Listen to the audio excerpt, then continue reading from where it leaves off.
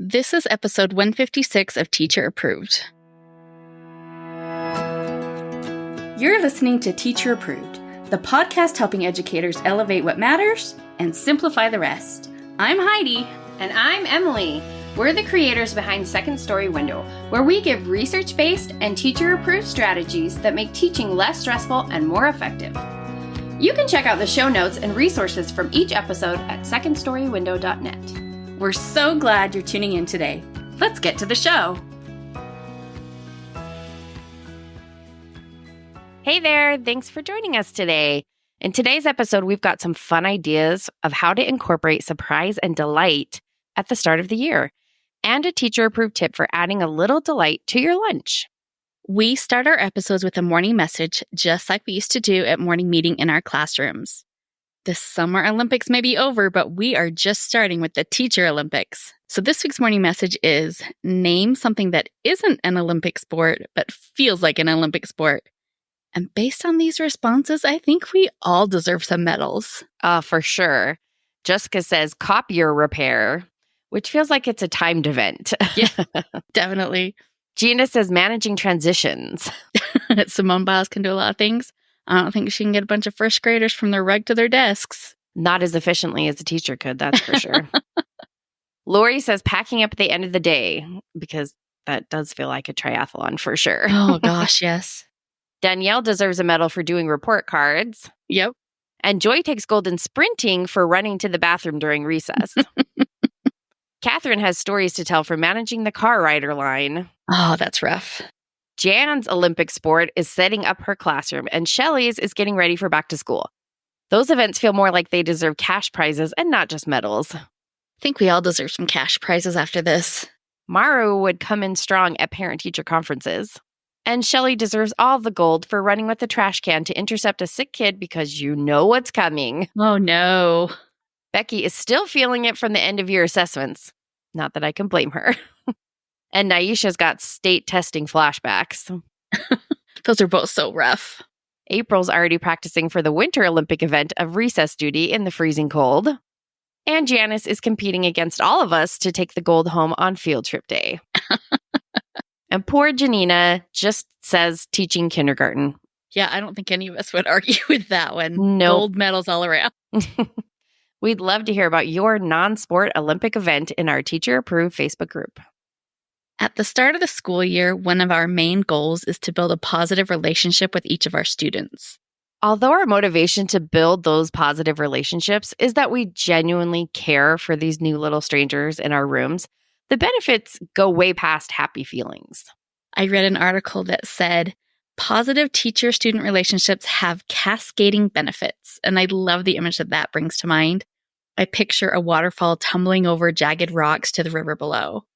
At the top of the waterfall, we have the initial investment of time and energy in creating those relationships, but that pours down into increased academic gains, increased engagement, willingness to take risks, more time on tasks, fewer behavior problems, boosted attendance rates, more student independence, improved student mental health, increased confidence, easier parent-teacher communication, student cooperation, and an atmosphere of safety and belonging. And honestly, I could keep going if we had more time. The benefit of these outcomes is robust for all students, but they have an even larger positive effect for our at-risk students. Truly, investing time and energy in building relationships with our students is the closest thing we have to a cure-all in education. The only downside is that it requires being intentional. We don't say that to make it sound simple or easy. Being intentional requires a lot of effort, especially when you already have so much weighing you down. It's all you can do just to keep your head above water. But if investing in your classroom climate feels like one more burden, try to reframe it by realizing that positive relationships will make all of those other burdens lighter. Plus, having students who like you makes being a teacher way more fun. Oh, that's for sure true. We've shared a lot of ways to build your classroom community recently. Go back to episode 148 if you want a refresher. But today we're talking about one of our very favorite ways to build positive relationships, surprise and delight. We first talked about surprise and delight in episode 35 when we were little baby podcasters, and that was almost 2 years ago. And if for some reason you didn't commit that whole episode to memory, First of all, rude, but I will give you a quick refresher. The term surprise and delight comes from the business world. The idea is that completely out of the blue, a business treats its customers to a valuable act of kindness with no strings attached. You've probably seen some form of this on social media. In one example, Kleenex scoured Facebook for posts where people mentioned that they were sick, and then they couriered 50 special Kleenex care packages to those sick people all over the world. And Kleenex care package is quite the tongue twister. One of the surprise and delight campaigns I remember most was from an airline company. Before boarding, the airline asked the passengers what they wanted for Christmas. Then, when they went to pick up their luggage, instead of suitcases coming off the carousel, it was all their gifts, including a giant TV. It was a perfect Christmas ad. I just rewatched it for this episode, and I totally still teared up. But I'm going to go out on a limb, and I'm going to guess that none of us are working with giant TV money when it comes to our classrooms. Sadly, no. But surprise and delight doesn't have to cost anything, and the payoffs can be huge. Surprisingly, surprise is a magical way to strengthen relationships. A surprise shows that you care about someone. It shows that you understand them and then put in the extra effort to do something to help them feel happy. So how do we apply the tool of surprise and delight in our classrooms, especially at the beginning of the year? Luckily, it's way easier than it sounds. We have 5 teacher-approved avenues of surprise and delight.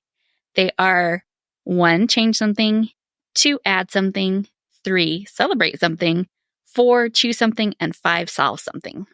Let's dive into our first avenue, change something.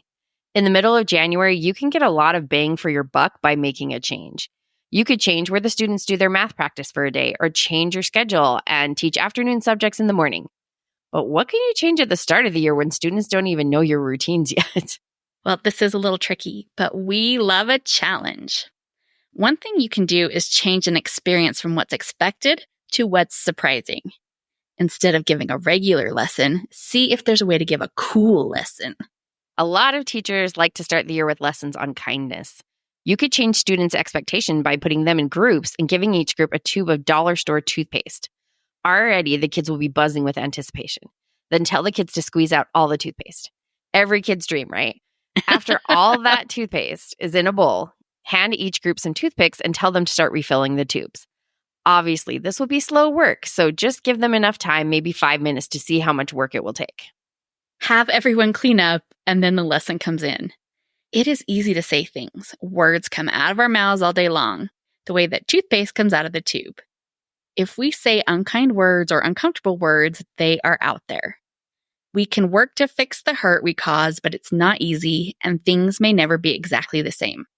That's a lesson that will stay with kids for a long time, but doing something so big and out of the ordinary is a great way to help students connect with you too.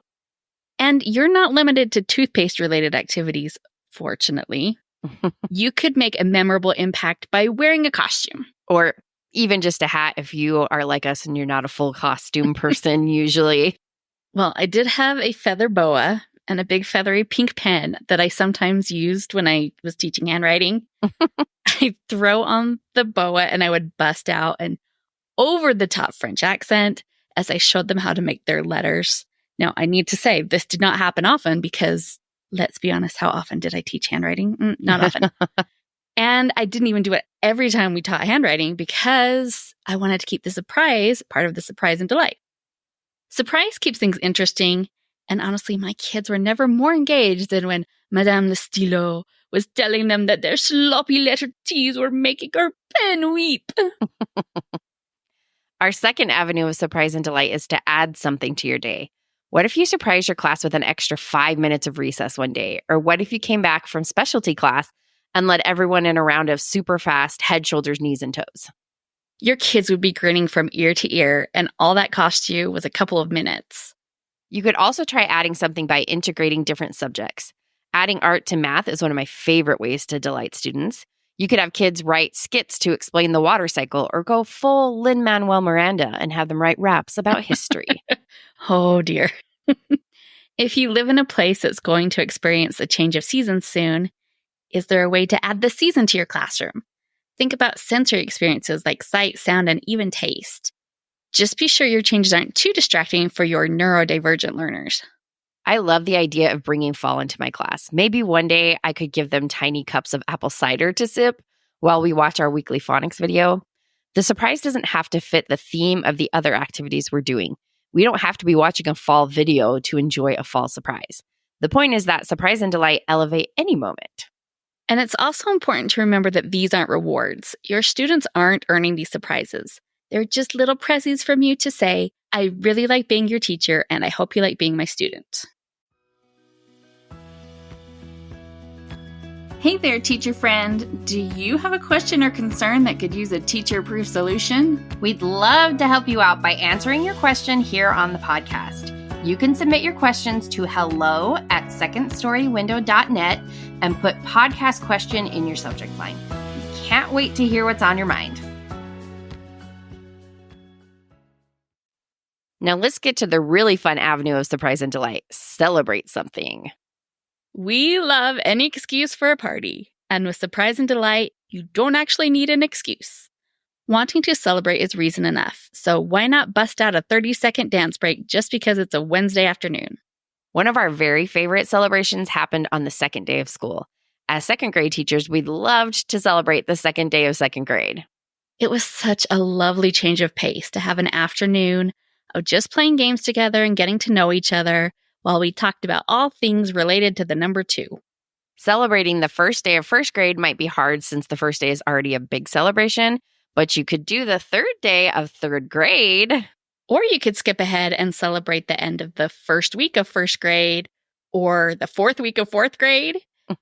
It might be nice to have a low-key little party to look forward to in a couple weeks.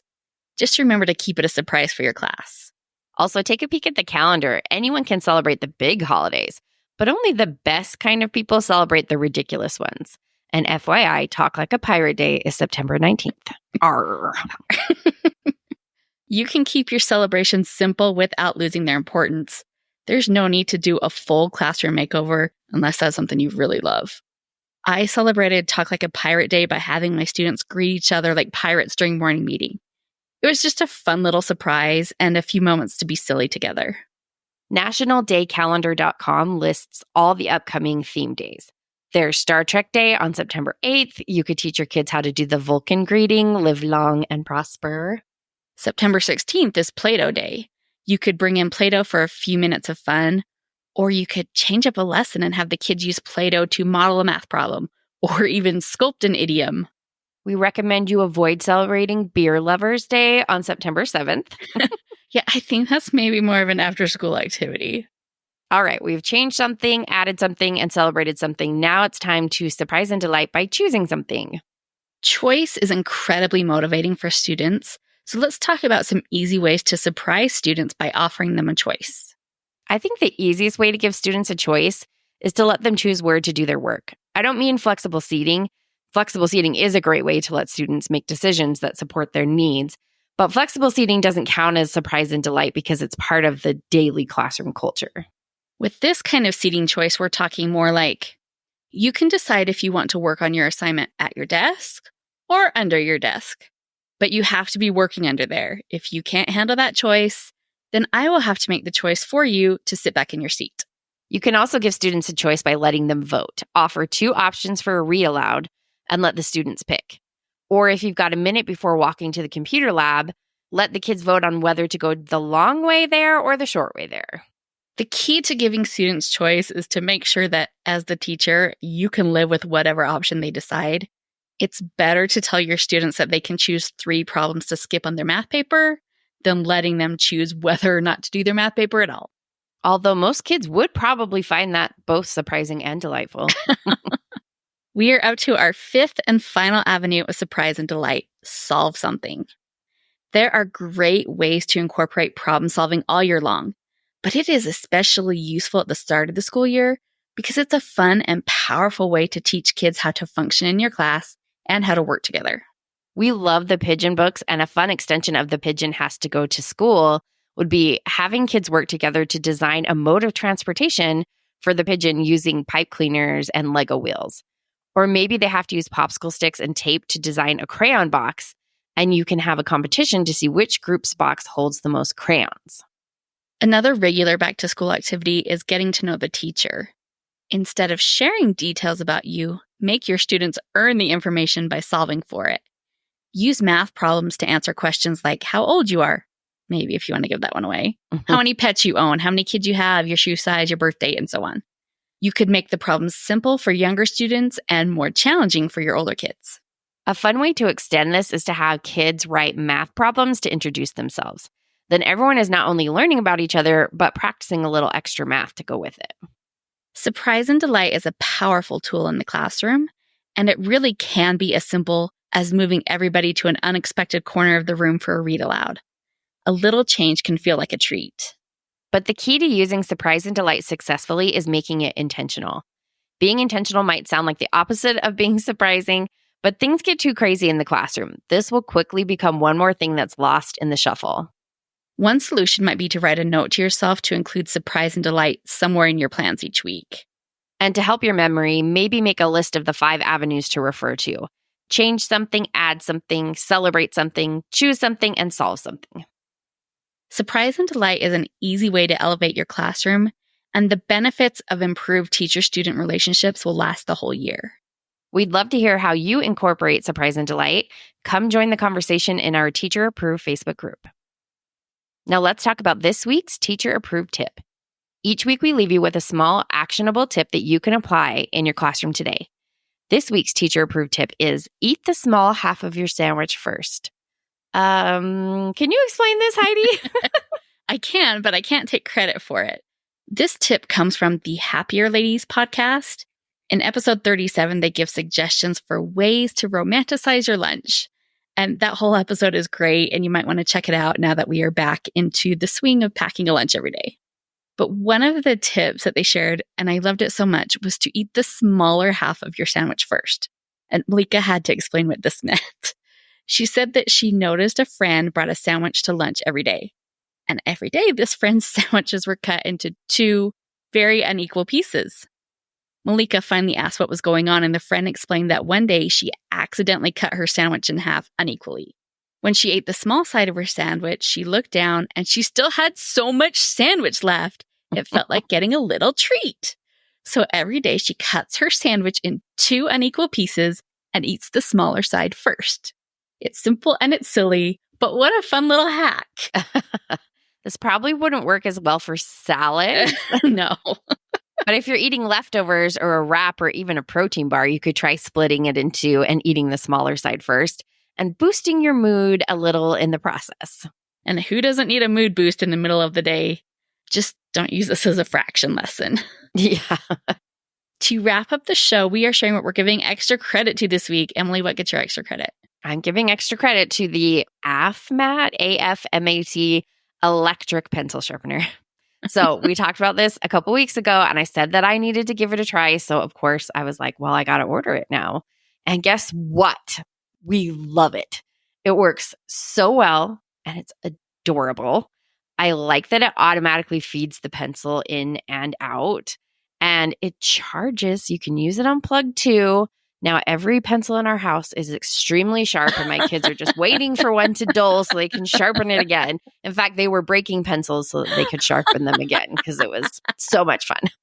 So I do highly recommend if you're in the market for a good and also very cute pencil sharpener. Well, that's good to know. Usually that cute stuff is just garbage. So that's why I wrote it off. I've been seeing it for ages, and it wasn't until the teachers were saying it's actually good that I was like, oh, well, maybe I should try it.